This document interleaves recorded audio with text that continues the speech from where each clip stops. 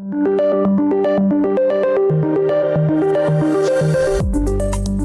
is the Brave New Coin Crypto Conversation, hosted by Andy Pickering. Hi everyone, Andy Pickering here. I'm your host and welcome to the Crypto Conversation, a Brave New Coin podcast where we talk to the people building the future in the Bitcoin, blockchain and cryptocurrency space. 5 years ago, deep in a bear market, a group of traditional finance experts founded BitGet, and they've been building ever since. Now, with 20 million users worldwide, BitGet is committed to helping users trade smarter by providing a secure one-stop crypto investment solution with copy trading, future trading, and spot trading. Your security is their priority, and BitGet has one of the largest protection funds in the industry with US $300 million to cover potential trader losses from unforeseen events that are not due to misconduct from the user or platform. BitGet wants to inspire everyone to embrace Web3, so if you're new to crypto, learn more at the BitGet Academy with free blockchain courses, crypto guides, cryptocurrency trading strategies, and more. Or for the experienced investor, trade smarter with daily access to institutional-grade crypto market intelligence and trends analysis with BitGet Research. I've put links to BitGet Research and the BitGet Academy in the show notes, so get amongst it or simply go to bitget.com. Thank you to BitGet, and now it is on with the show. My guest today is Jonas Simanavicius. Jonas is the co-founder and chief technology officer at Syntropy. They are building the data layer for open blockchain access, decentralizing real-time data for all. This is an interesting one. Hey, welcome to the show, Jonas. Hey, thank you so much for having me. It is a pleasure. I think, you were on the show a few years ago, Jonas, but man, that seems like a long time ago now. So for new listeners, anyone who didn't listen to that show, be great if you could please introduce yourself. I'd love to just hear a little bit about your personal and professional story and the lead up to co-founding Syntropy. Yeah, sure. So, hi everyone. Thanks again for listening in. I'm Jonas Simanavicius, and I'm co-founder and CTO of Syntropy. Syntropy actually started as Noia Network more than 5 or 6 now years ago. But before that, I was doing some entrepreneur technology stuff in e-commerce space, and then also spent some time in investment banking, trading technology. I was also always in software engineering space. And got into blockchain since I was still in JP Morgan, then Ethereum started, and then was sort of technologically in the space ever since. And that got me to co-found Noia Network at the time. And then we were building we built technologies which were optimizing internet networks. And that's why with that technology, I was here on the show before. And we built a protocol which was optimizing networks around the world, but the token environment was not ready to integrate with the internet networks, and some of the blockchains environments were not also ready to kind of launch that type of technology. And we really looked at how we can apply those protocols, that network, that knowledge to serve a Web3 world. And where are the Web3 gaps? And what we found is very huge opportunities and huge gaps left in the Web3 infrastructure space, where we can apply those protocols and launch a product which can help directly Web3, DeFi and blockchain ecosystems. And so far, it's been a correct choice, because we see a lot of that demand and the need picking up, and that's how Noia Network became Syntropy, and now basically world's fastest on-chain data oracle. Yes, indeed. That's exactly right. Thank you for bringing us up to speed, Jonas. And yeah, I mean, that is the really kind of high level way to understand Syntropy is as the data layer for Web3. And so, yeah, I mean, I guess we can get a little bit technical because, yeah, it's a little bit more of a technical idea. But yeah, I guess to begin then, Jonas, do you want to just tell us a little bit more at a high level of Yeah, what we mean by the data layer for Web3. What is the high level vision for Syntropy now?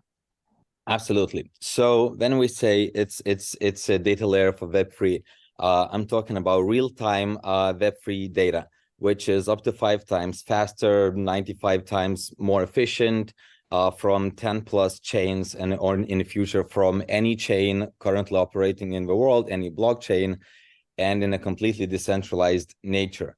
What it means and why is there a need for such a data layer? So what happened with blockchains is every blockchain now operates in a siloed ecosystem, either a Bitcoin or Ethereum or other chains. They have their data infrastructure providers. So their communities run those called RPC nodes, or just infrastructure servers, where other application builders can get data from these blockchains. And then there's also centralized providers who provide that data. But it became very crowded space. That data became non-real time because it's indexed by those different providers. So all of the data the application builders have always comes either late. It's very hard to trust that data. It's very hard to build live applications. So blockchains became so big that now if you need to build multi-chain interoperable applications such as DEXs with decentralized exchanges, such as DeFi applications, aggregators, security systems, multi-chain smart contract systems, you need much more visibility into what's happening in every chain live, real time. And that's where Syntropy really now sits in. So it's instant real-time data delivered from any chain. And because of its decentralized nature, it's a protocol where new data feeds can be added, new chains can be integrated, it's fully composable, and therefore developers can grow this ecosystem and do not be blocked by the current gateways to really blockchain data. Because as I'm gonna just repeat myself, it's really not as accessible as it seems for application builders to manage millions of messages and transactions now going through all of those chains. Then we're starting to talk about cross-chain exchanges and interoperability. Yeah, and that's actually a really important point, Jonas, because on a surface level, when people talk about crypto, when they think about crypto, and the wider ecosystems, people think of crypto as being decentralized, and at a certain level on individual protocols, to some varying degrees, that is true. But once those different chains start to talk to each other, where you're trying to pull that data across, the problem, as you've identified, is that data often does have to travel through what are essentially centralized databases, centralized APIs that can be just shut down by whatever company is running those. It's not necessarily a sexy subject, but it is nonetheless very true, right?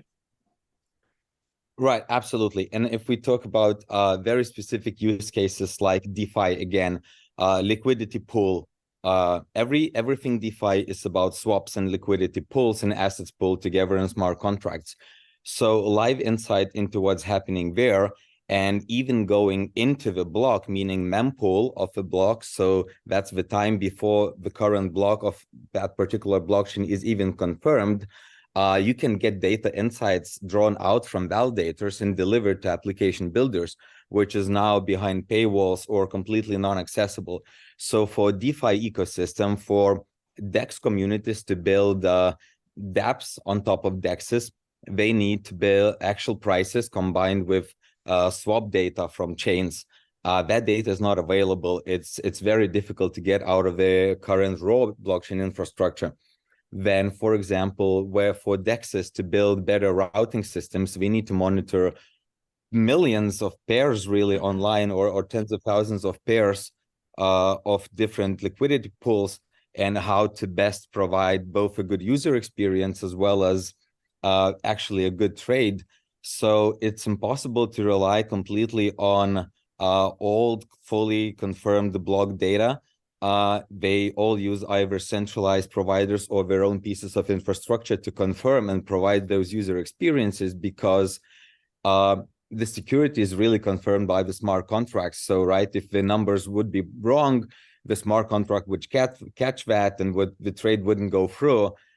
So they really just need as much visibility into all of the chains as possible to do anything cross-chain. And as you said, some of those providers, they can be shut off, but now they're not even suitable for this real-time architecture anymore, because they were previously all API based and RPC technology based. That means, the community runs those full blockchain nodes and everyone tries to get data from them, but it just is not sufficient anymore. And the real-time architecture was not built. Now what we're seeing is people need not 3-4 second late data, or like 5-4-6 blocks late data, which is 100% confirmed transactions, but people really need to see insights into the current block and what's happening on all of those chains to do their user experience decisions or their backend system decisions. So we think by us having direct data straight from full nodes of blockchains delivered to the applications, and not going to those indexers and databases, provides both decentralization as well as real-time advantage of just purely not doing that with data, which saves those valuable milliseconds. Yeah, got it. All right.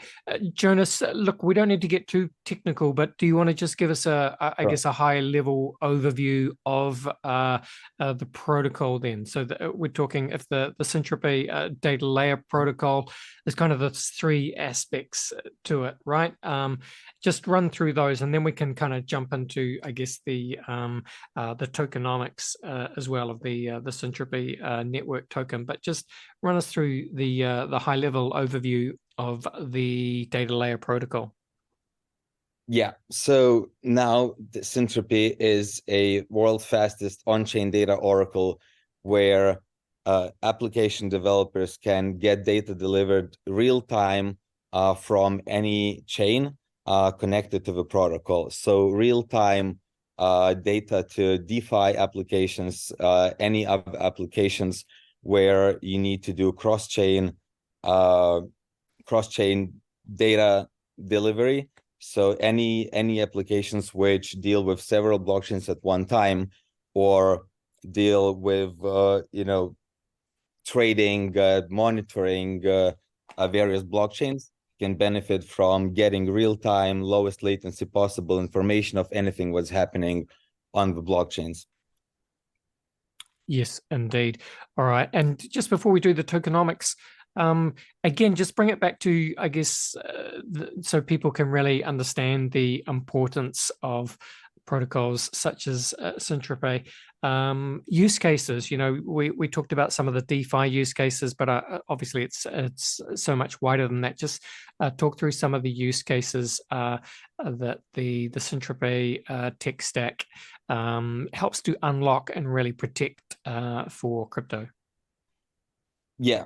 And that's probably how it helps to understand this technology, because it's almost a concept we're introducing. So one of the biggest use cases is, as I mentioned, DeFi. So that is DEXs and everything related to trading assets on blockchains and sending them between blockchains, where immediate interoperability between them and insight is required.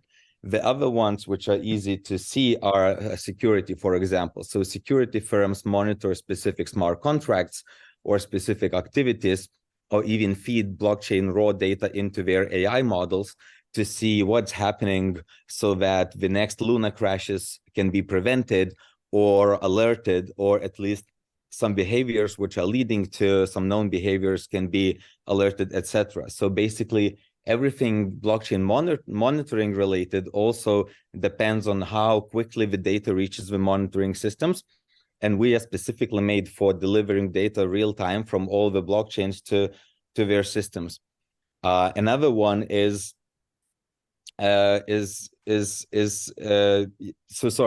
security and monitoring as a separate. So security is when some events can be prevented from happening when smart contracts are monitored. Then you can do analysis and specific streams from any blockchain. Let's say you need data from Solana because your application is loading NFTs. Now, to get that data is either very hard infrastructure-wise or just costs a lot of money for application builders. So raw data from blockchains is acquired by using expensive centralized data providers or running your own infrastructure. For developers, especially of smaller ecosystems, that becomes impossible. And for large ecosystems, the data becomes too large to handle. So Solana is a good example where there's a lot of data going through, and we process like millions of messages a second. So for application builders to say, I want my application to show, specific transactions or only show specific tokens, NFTs, specific protocols, you can very easily consume only those data feeds. So that scales the whole ecosystem of blockchain's data needs in a decentralized way. Yes, indeed. So look, let's talk about that decentralized data economy that Syntropy is building out then. So the way I understand it is the idea is to create and incentivize a decentralized ecosystem. You talk about publishers, brokers, and subscribers underpinned by the token and the tokenomics, right, Jonas? Sure. Yeah. So we're very proud that now we have a very clear tokenomics model for the token, for this protocol, because it's a gas for data economy. So very clearly, a data subscribers pays a payment fee for the data feeds, and that payment fee is split into a service fee and the network fee. And one part of it goes to the publisher of data, and the protocol takes the fee. And the network fee is then split into those observers, which manage the network and makes it fair, and other participants in the node ecosystem, which actually deliver the messages. So it's basically a payment from a data consumer to a data provider, and protocol takes the fee and splits that fee into all of those ecosystem members. And those ecosystem members is firstly subscribers and publishers. So publishers are data providers who can be anything from a Twitter feed to a new chain to a new chain with some more data computed on it. So let's say I want to provide data from specific Cosmos blockchain with added real-time price feed and then sell it as a data feed. So anyone can become a data publisher, but we're aiming to add all the chain data as a data feeds. The subscribers are consumers, so applications and developers who connect to the system and consume data. And in the middle, there are brokers who are actually broadcasts the messages. So that is the technology underpinning the protocol, and that's how it scales. There's a decentralized brokers which deliver message to millions of subscribers. If there's a lot of subscribers to any particular stream. And I just briefly mentioned observers, which in the future will be used to make sure that the system is fair and the bad actors are caught out. So it's a fully decentralized system. And all of that is working on a Cosmos SDK chain. So we have our internal testnet running now on a Cosmos SDK chain with this data economy enabled, and we're looking forward to enable it in a more public way, so that developers in the developer portal can start experiencing token paid data streams and this token economy, circling. Yeah, got it. Jonas, just explain again, just make it clear the kind of different, target groups of people or entities, individuals, that are most likely to benefit from getting involved in the Syntropy ecosystem? So, I mean, one way of understanding that is the kind of publishers, brokers, and subscribers segments, but explain that in kind of, some real world examples of the kind of entities that should come and look at the Syntropy offering. Yeah, sure. So now we're getting great traction in the Cosmos ecosystem, so Cosmos blockchain ecosystem. So the real-time examples would be the companies who are building DEXs as well as DeFi applications on specific blockchain ecosystems. So not only Cosmos, but let's say Arbitrum, Polygon, Ethereum, even Bitcoin ecosystem. So every basically developers of dApps building applications. But what we're also aiming is for real, sorry, no, not real, but retail users like traders and blockchain wallet users, etc., to benefit from those streams because they can be made public. So let's say dashboards of various decentralized exchanges, we can show direct insights into the order books of those decentralized exchanges or liquidity pools of those decentralized exchanges, so it can directly affect how profitably you can trade, how much percentage of a fee you can pay for your trade, or just get insight how now traders or crypto users are using various dashboards for static data. Where you check different protocols, how much yield they can earn, and different protocols, which wallets to use, which DeFi protocols they can lend or borrow money to and from. So with our data, we can provide dashboards or externalized data, or people can build applications to really show to the world real-time data of what's happening on the blockchain, so that every current crypto user can directly benefit from at least getting advantage or fair representation of how they can trade on decentralized exchanges, for example.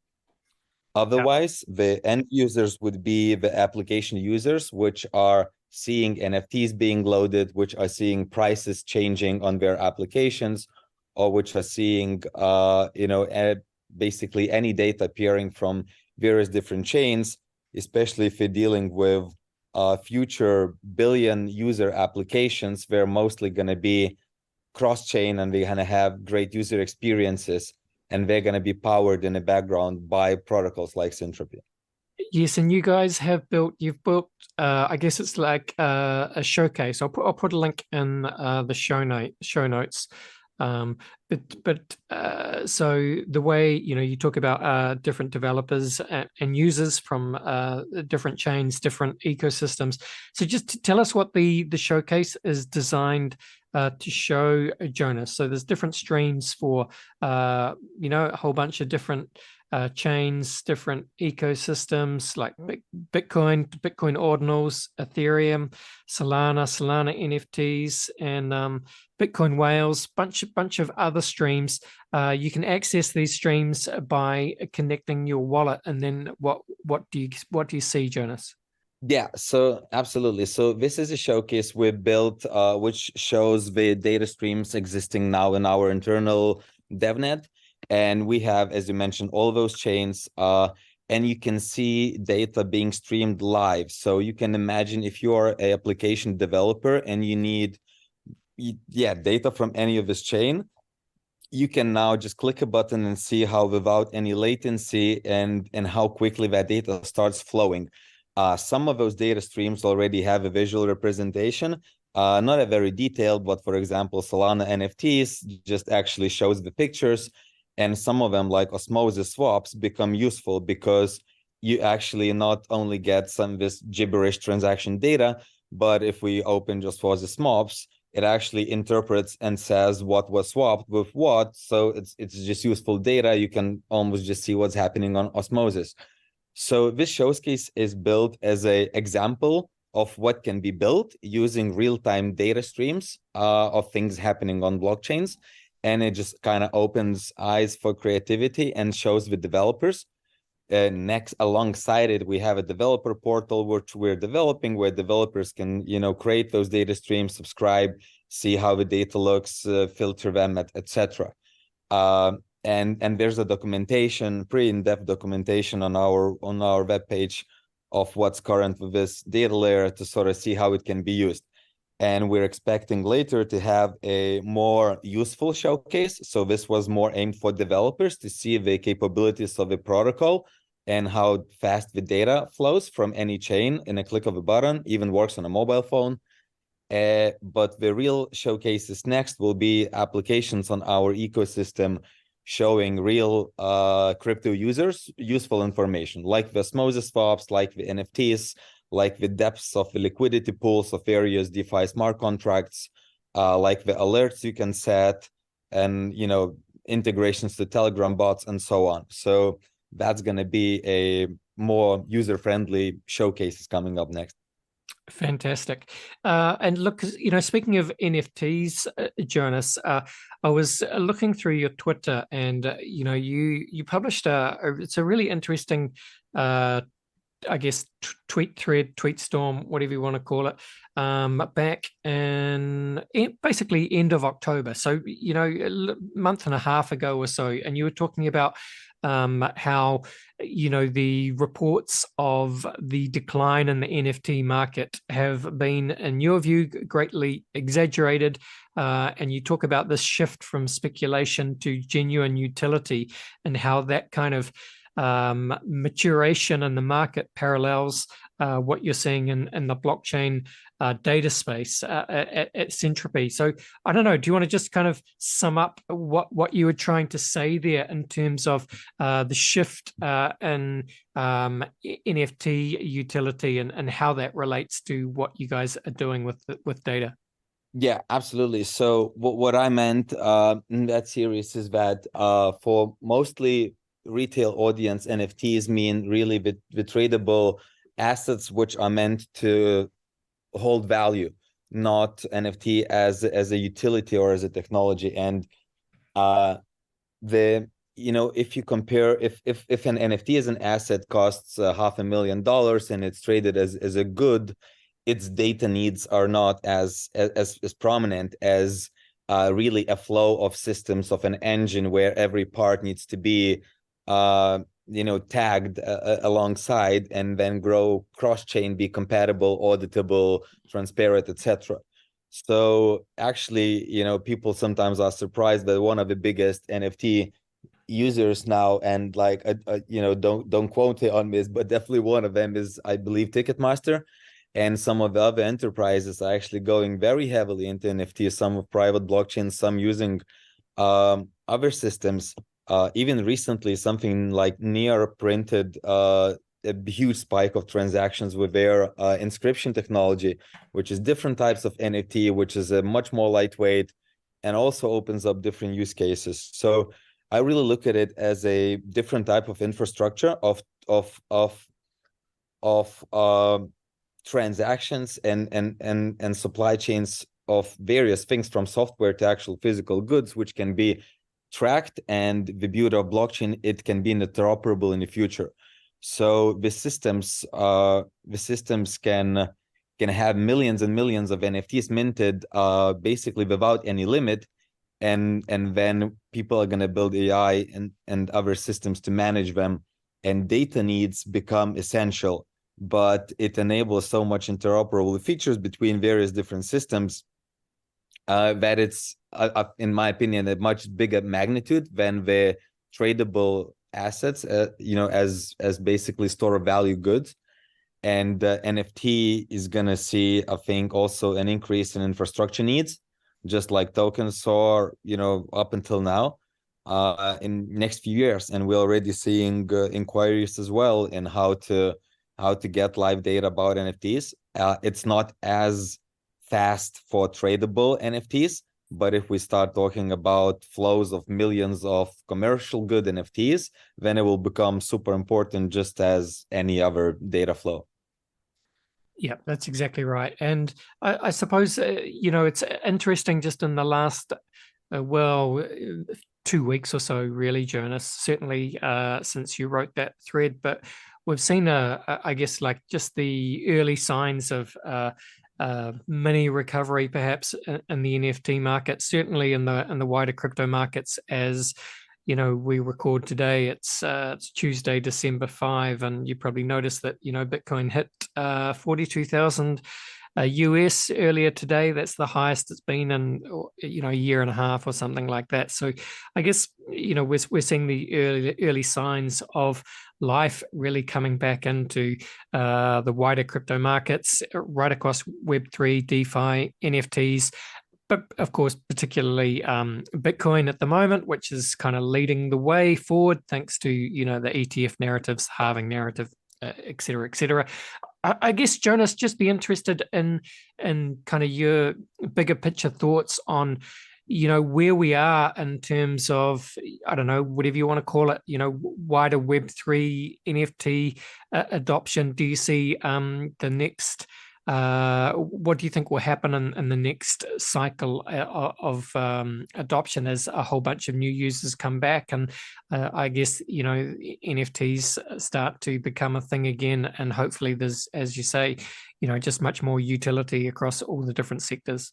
Yeah, so I think what I've noticed was people experienced a bear market, especially on the market side, but on the project side, on the builder side, it's never been as active. It's been crazy active, and people build a lot of interoperable stuff, and that will definitely, I already know a lot of technologies coming out next year which will enable a lot of new use cases. So just starting being DEXs being way more capable, we don't even have limited orders in most of them normally, and transaction speeds are nowhere near, but we can definitely see now with fast blockchains, Solana, Near, some Cosmos adapted chains, we're actually capable of building user experiences which are close to or even better than centralized experiences now, because they're transactional, so you actually know what's going to happen when you click a button. And so I think that's going to be a huge driver of new people coming onto the decentralized world, is user experiences which are normal. Like normal is even the word to go after, because like even today it's still not there. It's nice to see blockchains like Near itself having very few but large retail base having applications. That means it's possible to build blockchains for application use case, not for just blockchains for blockchains, but for really bringing the masses of people on. Solana is doing a great job of that as well.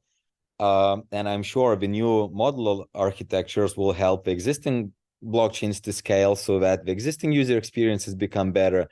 And that will basically, that innovation happen throughout all this time, and it will keep happening. The reason why we see it in waves is how market reacts. And since the money in liquidity dried up from a couple of years ago, basically the industry, I think, was starved a little bit and left out of liquidity. And now anytime we see an inflow of capital caused by anything, VCs, Bitcoin, Ethereum, any new investment, it causes basically just for people to see and learn what has been built, because I haven't seen waves of innovation. It's been pretty constant. And the theme is blockchains becoming faster, transactions becoming cheaper, and the infrastructure is being built to support that, and user experiences becoming increasingly better to onboard more people.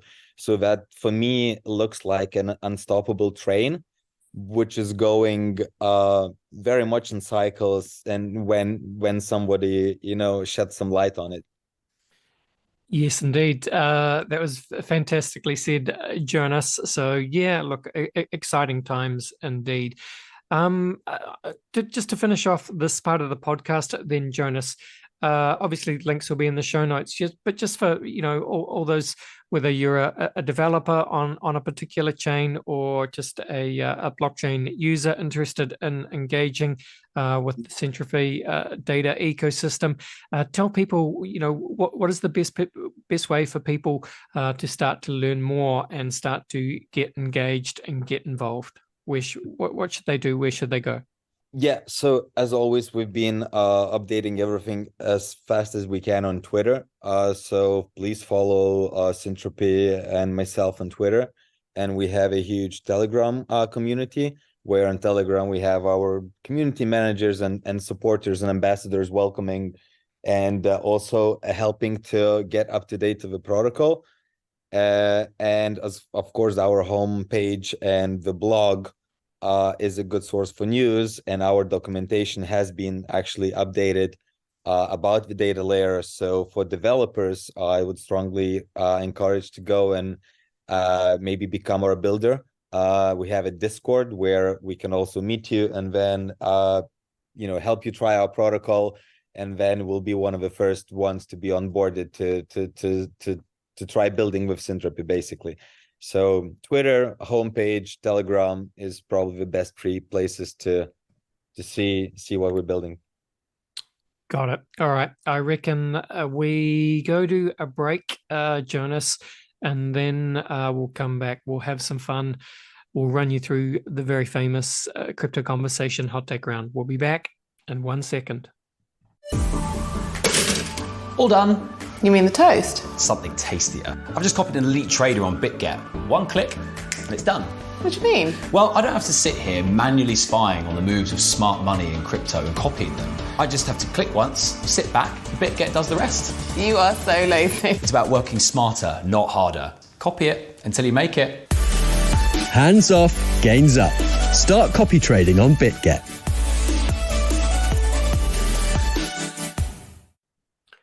All right, we are back, and I'm with Jonas Simanavicius. Jonas is, as we've learned, co-founder and chief technology officer at Syntropy, building out the data layer for Web3, open blockchain data access for anyone that wants it, really. Look, Jonas, you have been on the show over almost 3 years ago, but you may remember I like to finish with a quick round of rapid-fire crypto conversation hot takes. Are you up for it? Let's go. Let's go, Jonas. We'll see if your answers have changed in 3 years. Yeah, well, it'll be interesting to find out, I guess. So question 1 for you, Jonas. Where would you say that you sit on the Bitcoin maximalist to multi-chain opportunist spectrum?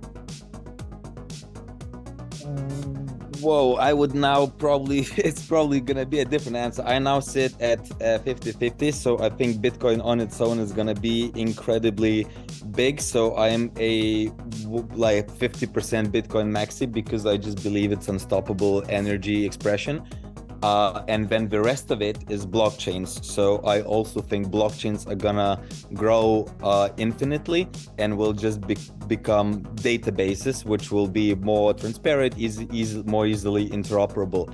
So, if we talk about all databases in the world now, and, it's like a hell of a lot more than blockchains.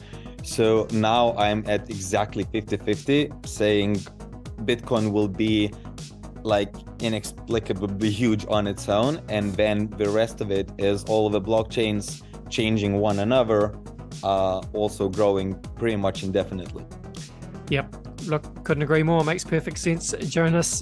Thank you for that. What would you say then is your firmest conviction crypto opinion? Firmest conviction crypto opinion.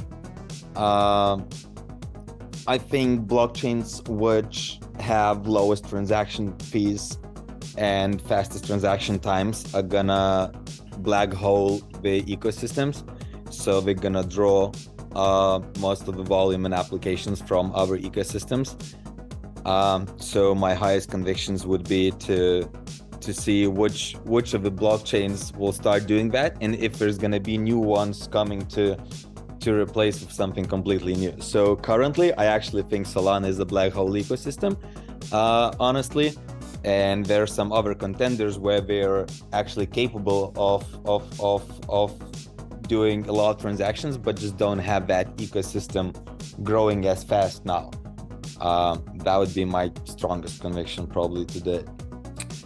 Very well said again. I like it. Okay, well, Bill Gates famously said, Jonas, that we tend to overestimate what we can accomplish in 2 years and underestimate what we can accomplish in 10. With that in mind, anything you like, Syntropy, Web3, what does it look like in 10 years' time? It's funny because my favorite quote is you underestimate one and overestimate one, underestimate three. But that's 3 and 10. 3 and 10 is really hard to see. 3 and 10 is really hard to kind of fathom now. 10 years from now, I'm thinking it will be 60% of what we now can't even know how to answer. 3 years from now, I just see a lot of applications being driven by blockchains, and mainstream blockchain and DeFi applications having regular user experiences. And also I foresee regulation catching up in different countries so that there's proper gateways to and out of the crypto world and ecosystems. So basically it's more convenient to get in and out, but inside that ecosystem, people are going to have more user-friendly experiences. So 3 years from now seems for me like a Goldilocks period where we're going to start, having good user experiences. I thought that, I think 3 years ago, that didn't happen. That just did not happen. I'm still having very similar user experiences than 3 years ago, actually. And that's why I'm thinking it's probably getting to the inflection point where once next year, every blockchain is going to release an update or two, they all going to be that one little step better to use. So my 3-year conviction is that we are finally going to have good user experiences and nice figured out regulatory gateways on and off that can speed up a huge massive adoption of people onto crypto, not just technology people. Yeah, I like it, and I like the way you described that as the Goldilocks zone. Very well said. The other way of looking at this, of course, is a quote by William Gibson, Jonas, who said that the future is already here. It's just not evenly distributed. With that in mind, can you think of an example of the future being here right now, but most people aren't aware of it? Oh, very cool question. Not an ad, not in any way involved, but like a protocol like Mina comes to mind because it's just like this, they have this uniqueness of being small, so they're developing something new. Maybe that catches a use case, something like that. Now there's a couple blockchains, new layer ones. Casper is a new proof of work example where they think they can do parallel transactions and actually have proof of work fast. Nobody knows if that's gonna pick up sort of ecosystem-wise, even if it's a good technology ecosystem-wise. Sometimes it's not only that matters. So it's hard to see there, but I think where we're not looking at is probably the first big retail adoption. Actually, people are now looking at different blockchains. But probably one day is just going to be a big application which will start producing masses and masses of transactions, or they will start out transact DeFi applications, because now the biggest and single use case of blockchain is actually DeFi. Maybe I'm wrong. Maybe DeFi will actually outpace. The growth of DeFi will outpace that as well, because DeFi on its own is an incredibly growing field. So I don't know. It remains to be seen, to be honest. Yes, indeed. Remains to be seen. Well, in the meantime, though, Jonas, it is time to finish off. Final question for you. What is your favorite science fiction book, film, or TV show?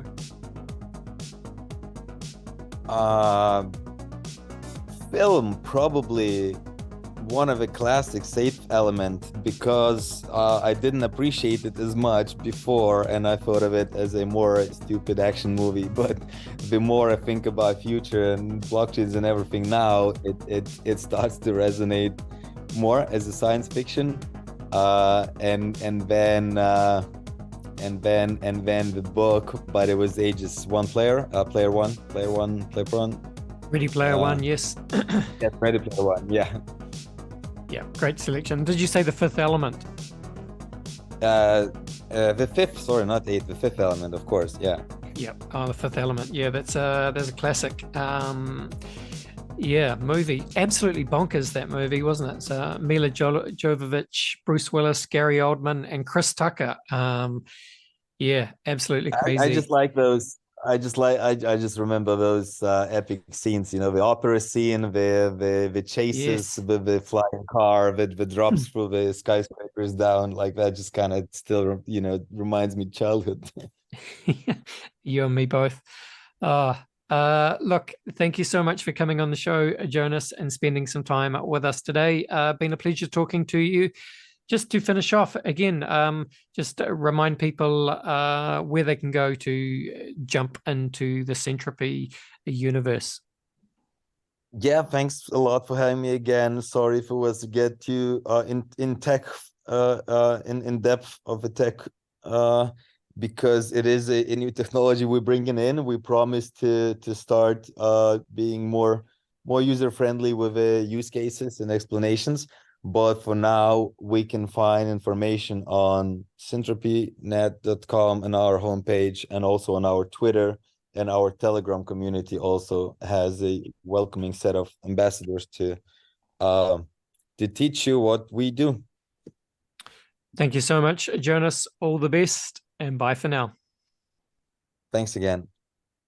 All right, there you go. That was Jonas from Syntropy. Back on the show, yeah, almost 3 years, I think, after first appearance.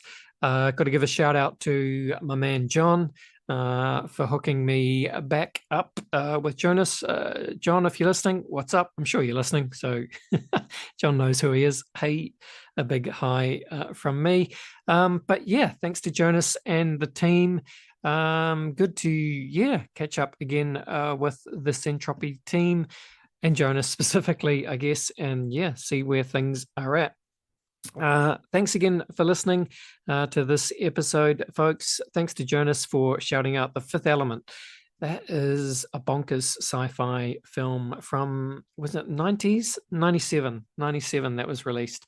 Costume designed by Jean-Paul Gaultier as well. But yeah, remember Chris Tucker's character, absolutely off the wall in that film. And Fifth Element, if you haven't seen it, do see it. Director, of course, Luc Besson. So yeah, incredible. All right, well, thank you for listening here at the end of the show, everyone. Please make sure you subscribe to the Crypto Conversation and whatever podcast app you are using. But that is it for today. Go Bitcoin, 42,000 US. Go Bitcoin. Thanks for listening, team. This was the Crypto Conversation for Brave New Coin. See you.